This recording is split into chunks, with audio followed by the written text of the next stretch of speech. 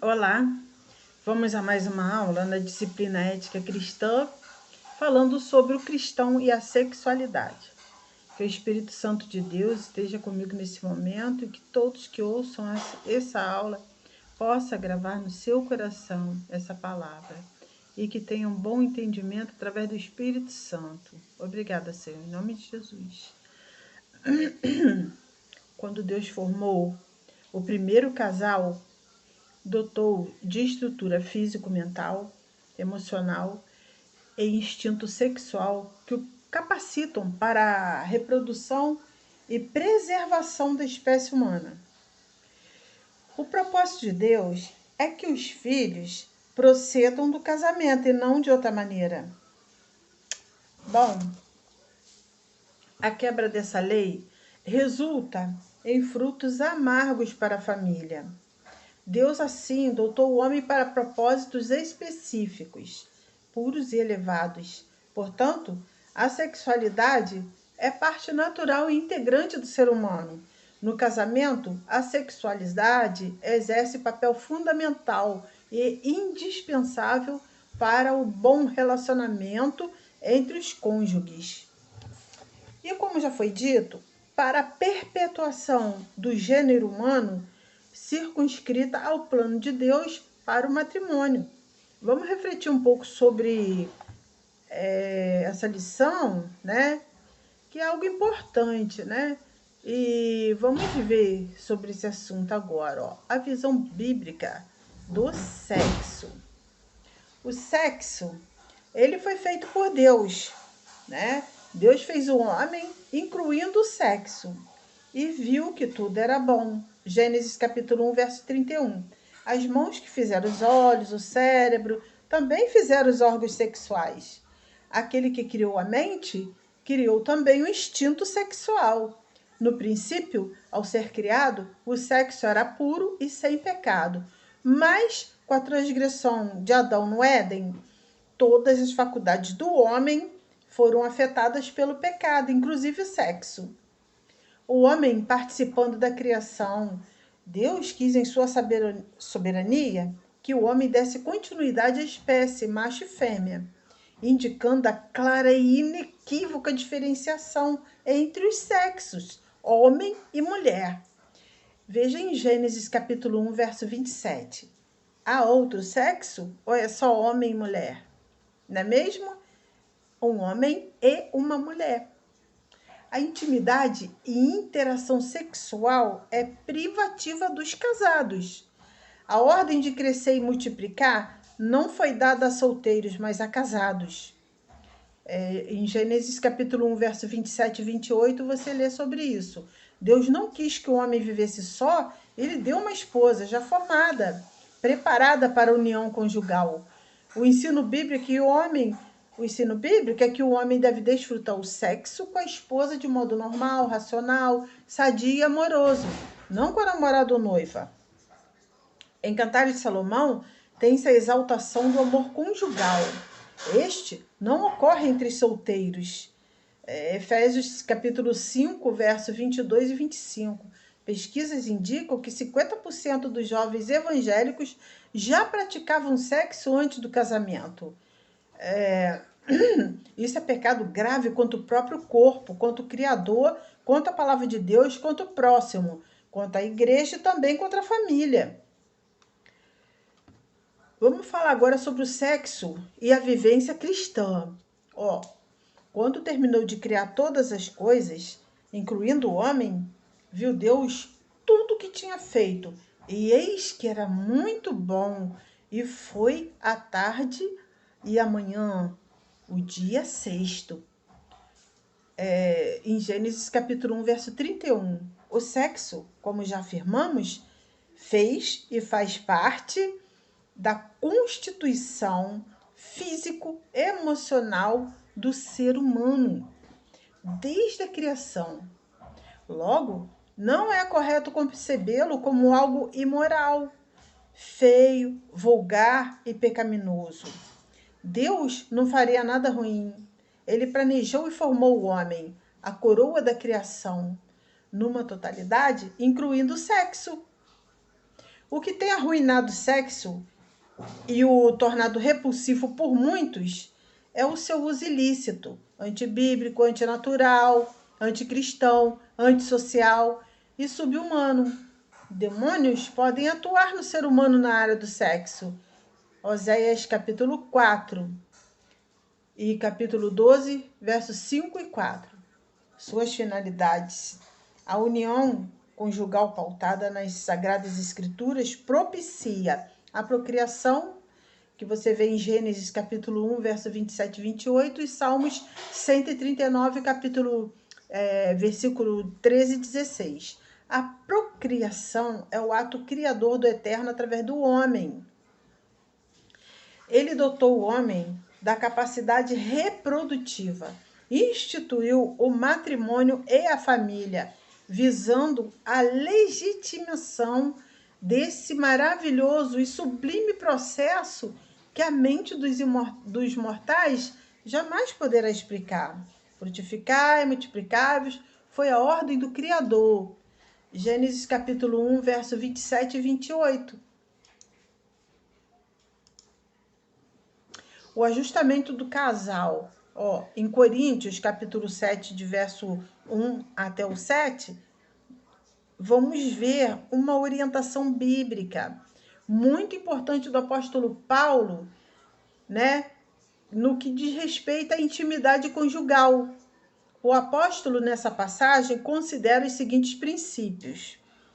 Prevenção, verso 2. Mas, por causa da prostituição, cada um tem a sua própria mulher e cada uma tem o seu próprio marido. Com isso, evita-se o adultério e a prostituição.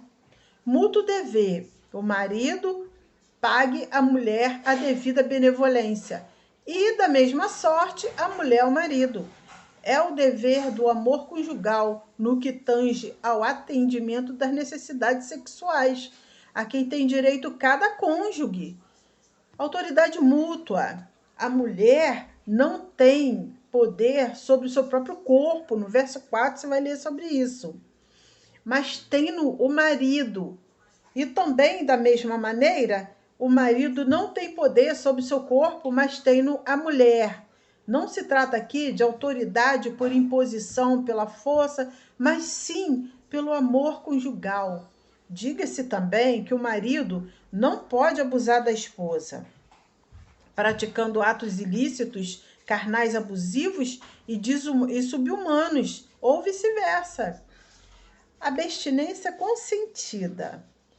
Está no verso 5. Isso é importante no relacionamento do casal. Os cônjuges podem abster-se por algum tempo da prática sexual, mediante consentimento mútuo. Não pode haver imposição de um sobre o outro. Caso decidam separar-se no leito conjugal, devem fazê-lo sobre as seguintes condições: que haja concordância entre ambos e que haja sabedoria quanto ao tempo determinado para dedicarem-se à oração e à disciplina da vontade de ambos. A satisfação amorosa do casal. Existem seitas ou religiões e até evangélicos que proíbem o prazer do sexo, alegando que a finalidade deste é somente a procriação. Isso não tem base na Bíblia. Vários textos nos mostram que Deus reconhece o direito do casal usufruir desse prazer. Em Provérbios capítulo 5, verso 18 a 23, diz: o sábio recomenda aos cônjuges que desfrutem do sexo, sem referir-se, nesse caso, ao ato procriativo. Nesta passagem, porém, o homem é advertido quanto à mulher estranha, a adúltera, e é incentivado a valorizar a união conjugal, honesta e santa, exaltando a monogamia, a fidelidade. Você vai ver isso em Eclesiastes capítulo 9, verso 9. No Antigo Testamento, a lua de mel durava 1 ano. Deuteronômio capítulo 24, verso 5. Ante a lei divina, a vida sexual do casal, na ótica bíblica, deve ser exclusiva ou monogâmica. Deus condena de forma veemente a poligamia. Em Gênesis capítulo 2, verso 24 e Provérbios capítulo 5, verso 17. Você vai ler sobre isso. Deve ser alegre. O casal tem o direito de usufruir do contentamento propiciado pela intimidade matrimonial. Provérbios 5, verso 18. O sexo é um presente de Deus para o homem. Deve ser santa, deve ser natural, né?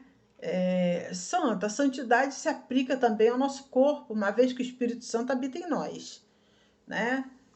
Você vai ver 1 Pedro capítulo 1, verso 15 e 1 Tessalonicenses 4, verso 4 a 8, 1 Coríntios capítulo 6, verso 19 e 20, razão pela qual toda e qualquer prática sexual ilícita, aberrações, bestialidade, né? Porque tem pessoas que fazem sexo com animais, mulher com mulher, homem com homem, isso se chama bestialidade, aberrações, tá? Não devem ser permitidas, além de pecaminosas, não contribuem para o ajustamento espiritual do casal. Deve ser natural. As relações sexuais anal e oral são antinaturais e subhumanas, portanto, reprováveis. Os pecados do sexo são responsáveis por muitas doenças, inclusive as denominadas sexualmente transmissíveis. DST, que vem ceifando milhares de vidas no mundo inteiro, principalmente a AIDS. Essas práticas sexuais reprováveis estão sujeitas a juízo. Hebreus, capítulo 13, verso 4. O sexo fora do casamento é pecado? Sexo premarital é pecado e, igualmente, extramarital. Fornicação, prática do sexo entre solteiros ou entre casado e solteiro. O fornicário não entra no céu. Apocalipse capítulo 21, verso 8, Gálatas 5, verso 19 e 1 Coríntios capítulo 6, verso 18. Adultério, relação sexual de casados com pessoas que não são seus cônjuges. Mateus capítulo 5, 27, Marcos capítulo 10, 9 e Romanos capítulo 13, 19. É grave e desastroso pecado. Provérbios 5, verso de 1 a 5. Prostituição, em sentido geral, envolve todas as práticas sexuais pecaminosas. Em sentido estrito, é a intimidade sexual com prostitutas e a infidelidade conjugal. Deus a proíbe com veemência. É grave pecado. 1 Coríntios 6,16. É insanidade, loucura, estupidez e torpeza. Provérbios 7, de 4 a 10. 1 Coríntios 6, de 15 a 18. Homossexualismo é a prática sexual entre pessoas do mesmo sexo, contrariando a opinião de muitos. A Bíblia condena, pois é abominação ao Senhor. Levítico 20, verso 13 e 18, verso 22. Deuteronômio 23, 17 e 18. Perversão sexual de Sodoma, sodomia. Gênesis capítulo 19, verso 5. Deus destruiu cidades por causa disso.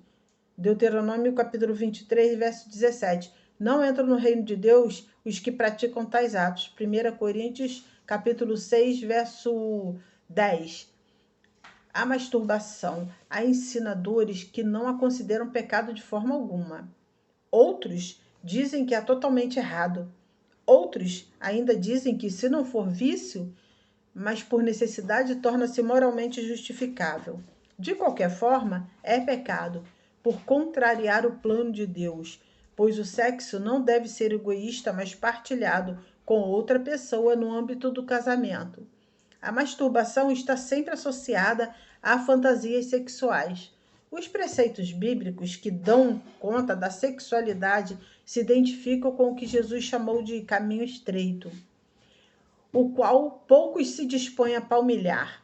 No mundo odierno, onde os meios de comunicação em massa aprovam, promovem, incentivam e exaltam o erotismo, sensualidade e a prostituição e o sexo fora do casamento de modo irresponsável e pecaminoso, é necessário que o cristão tome posição firme e consciente. Ele deve orientar-se pelos princípios morais e éticos para a sexualidade, à luz da palavra de Deus. Então, nós vamos terminar por aqui. Na próxima aula, nós vamos falar sobre o cristão e o divórcio. Amém? Fiquem na paz de Cristo. Deus abençoe a todos.